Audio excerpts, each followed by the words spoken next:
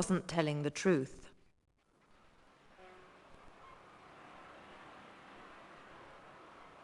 Joe was rather worried when Henry asked him about Stanley Dixon. He had already made up his mind not to tell the whole truth, but now that he saw the funny look in Henry's eyes, he felt rather uncomfortable. I went up to my room because I was very thirsty. By the way, may I go and get some whiskey? I promise not to buy more than 2 bottles. Stop it, Joe. Don't make me angry again. Tell me about that gardener. Oh, that one. Well, he knocked at my door and asked if I was the new gardener. I didn't answer at first. I asked him who he was and what he wanted. He said he'd been the gardener there before me. He wanted to speak to Dick, but he didn't know where to find him. He said Dick had borrowed £30 from him, and he wanted to get his money. I didn't know what to do, because you had told me to be very careful. At last, I told him I didn't know where Dick was, and sent him away. Didn't he say anything else? No, he didn't. Now, wait a minute. Yes, he asked about the guests. I hope you didn't mention that we would come. I certainly didn't.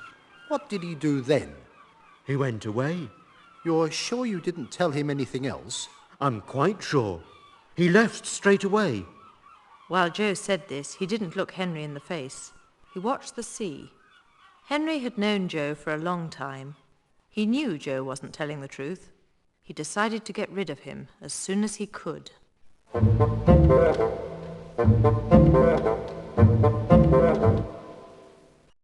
At the Spanish customs.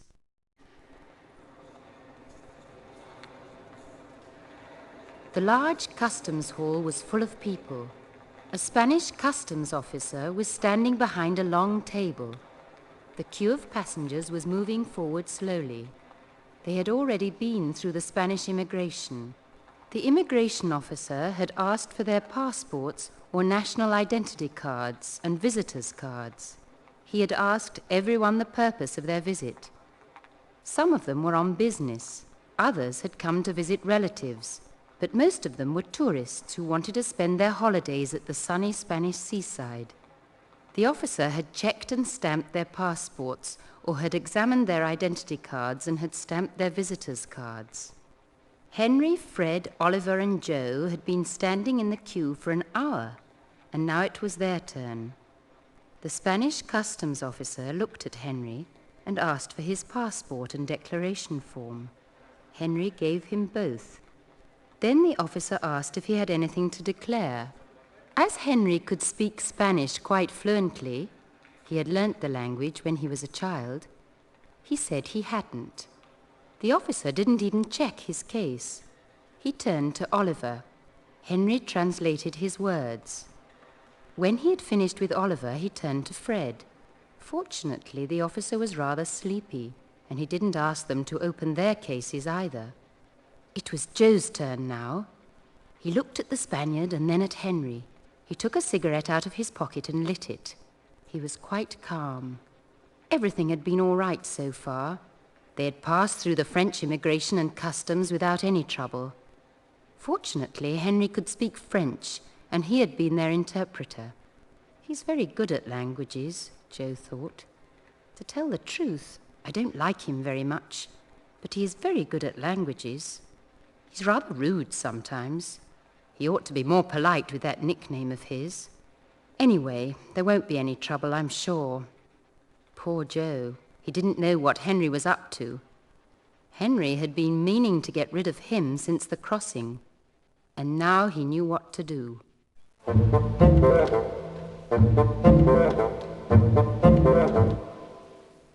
I ought to arrest you.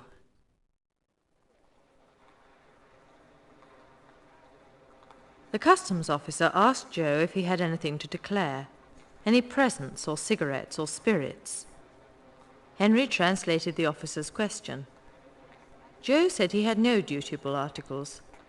Funnily enough, Henry suddenly stopped understanding English and translated the opposite of Joe's answer. This gentleman says he has some bottles of spirits in his suitcase, he said in Spanish, and he doesn't know if he's allowed to take them in duty-free. The officer asked Joe to open his case and show him them. It took Joe a little time to find his key, but finally he opened the case, and there, on top of his clothes, was his revolver.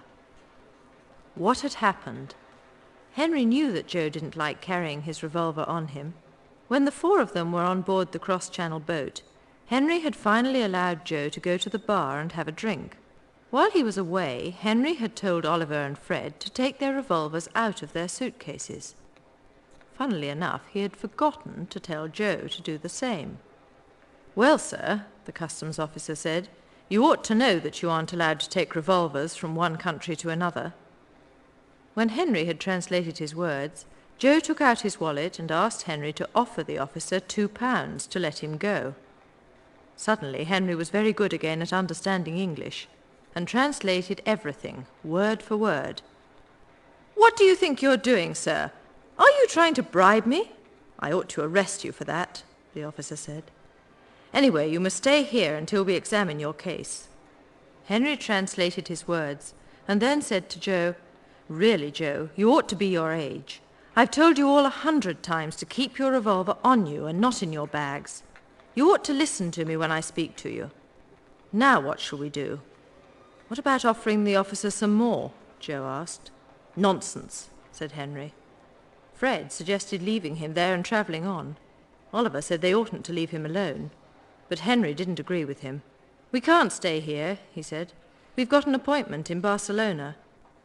"You mustn't leave me here," Joe said. "I don't know any Spanish." "Don't worry, they'll find you an interpreter," said Henry. Oliver said he ought to catch the next train. "That's right," Henry said. "Give him his ticket, Fred. We'll leave you a message at the Grand Hotel." "Shouldn't we give him some money?" Oliver asked Henry in a low voice, while the customs officer tried to explain something to Joe. "No, we shouldn't. He'll manage," Henry said. And when Joe turned to say goodbye to them, they had already gone.